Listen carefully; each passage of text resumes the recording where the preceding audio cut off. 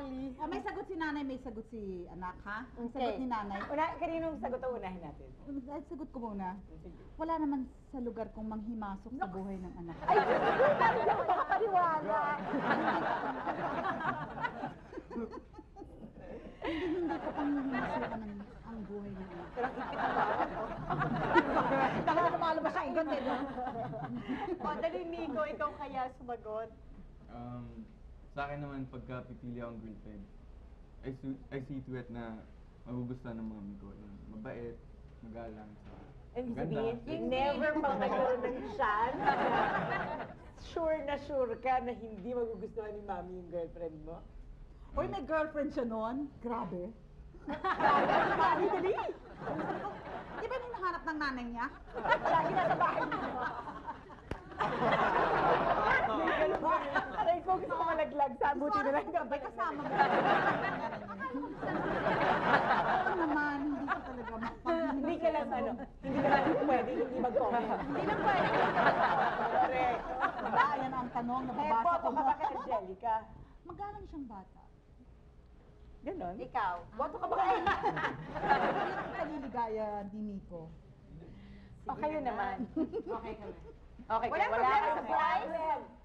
Ang cool naman ng mami. Okay, kung ano gusto mo, anak pa. Sige.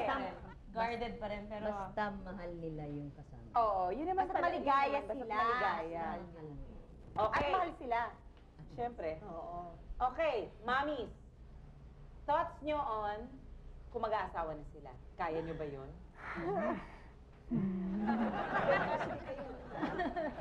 Hindi. Kaya, syempre. Nako, pag di naman nag-asawa yan, no? Ayoko naman. Bubwisit ka naman. Ba't nandito ka pa? Like, ayoko lang yung girlfriend na. It's peer pressure kasi, baka, tol, wala ka pa ba dyan? Shota, ganyan. Yung peer pressure, gusto ko, magkaroon siya ng responsibility na pag may shota siya, girlfriend, yung talagang bibigyan naman niya yung time niya, tsaka hindi niya babaliwala yung babae. So, okay lang sa akin. Respeto naman sa babae. Respeto. Hindi lang paramihan ng shota, di ba? Correct. Yan Kasi ang maganda. dati responsibilidad ka para ma-fix mo yung relationship. Dahil before you can fix that person na kinokort mo, dati fix mo na muna sarili. Tsaka huwag mo i-fix siya. Hindi mo siya i-fix. Hindi kasi syempre yung mga problema niya, sabihin ko na support ka. Ikaw naman, masyado mo nakakagat. Problema na kagad. Ano na natin? Pakilap mo na tayo dyan. O, dali, mami. Oh, wala. Kaya, ang bata pa siya eh. Bata pa siya. Paano sabihin niya? Ito na. Asawa. I'm sure wala sa malayo sa pag-iisip niya yun. Diba? Hindi, marami pa siyang kailangan matutunan. Kasi para sa akin, it's such a big leap, di ba? So, bago siya mag-asawa, kailangan nasa kanya na lahat ng tools na maging mabuting ama, mabuting asawa, ganun.